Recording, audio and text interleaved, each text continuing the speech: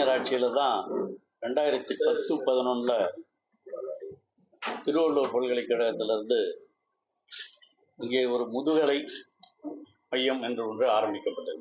அது அரசு கலைக்கல்லூரிலேயே ஆரம்பிச்சு முதுகலைக்குன்னு தனியாக ஒரு அமைப்பு ஆரம்பித்து பண்ணோம் திருவள்ளூர் பல்கலைக்கழகத்திலிருந்து.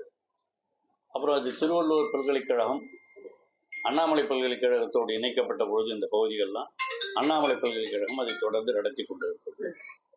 2010-11 அங்கே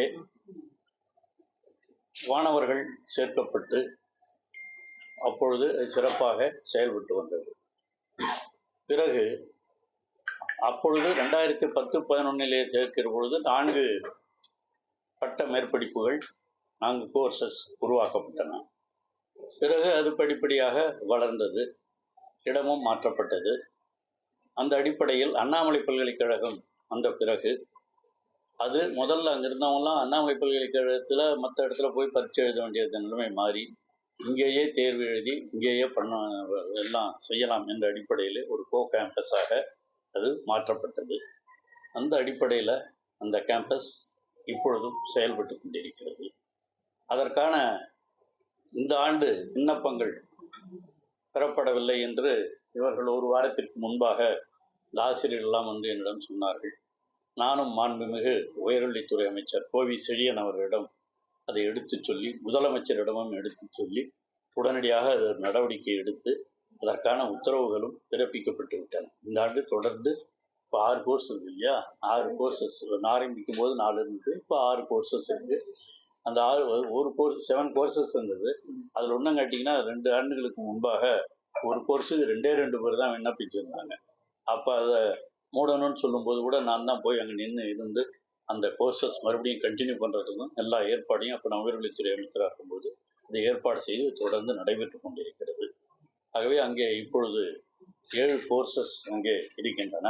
அந்த 7 கோர்சஸ்லேயும் மாணவர்கள் சேர்க்கைக்கான விண்ணப்பங்கள் பெறுவதற்கு நம்முடைய தமிழகத்தினுடைய உயர்கல்வித்துறை அமைச்சர் மாண்புமிகு கோவி செழியன் அவர்களிடம் சொல்லி அவரும் அதற்கான ஏற்பாடுகளை எல்லாம் ஒரு வாரத்திலே செய்து முடித்து அதையும் அண்ணாமலை பல்கலைக்கழகத்திலே அறிவுறுத்தி முதலமைச்சரிடமும் சொல்லி இன்று அதற்கான உத்தரவுகள் எல்லாம் பிறப்பிக்கப்பட்டு விட்டன.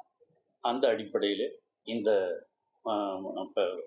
பட்ட மேற்படிப்பிற்கான இந்த நிகழ்வுகள் தொடர்ந்து, ஏன்னா விழுப்புரம் பகுதியை பொறுத்தவரையில் இங்கே விழுப்புரம் அரசு கல்லூரியில் பிஜி கொண்டாந்ததும் கலைஞர் ஆட்சியில் தான்.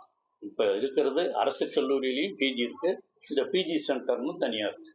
ஆக இந்த 2 இடத்துலையும் பிஜி படிக்கிறது நம்ம மாவட்டத்திலே இந்த 2 இடம் தான் பிஜி போஸ்ட் கிராஜுவேட் படிக்கிறதுக்கான வாய்ப்புகள் இருக்கின்றன. அதனால் அவருடைய அங்கே இருக்கிற இந்த ஆசிரியர்கள் எல்லாம் வந்து ஒரு வாரத்துக்கு முன்னே தான் கோரிக்கை வச்சாங்க.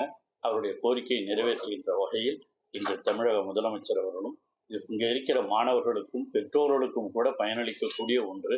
பிஜி படிக்கிறதுனா சாதாரணமான விஷயம் இல்லை. அந்த இடம் கிடைத்து அவர்கள் படிப்பதற்கான ஏற்பாடுகள் எல்லாம் செய்யப்பட்டிருக்கின்றன. தொடர்ந்து அந்த பணிகள் நிறைவேறும். அண்ணாமலை பல்கலைக்கழகம் அது தொடர்ந்து நடத்தும். அதிமுக நாளைக்கு ஆர்ப்பாட்டம் வச்சிருக்கு, இதனை வலியுறுத்தி எப்படி சார் பாக்குறீங்க?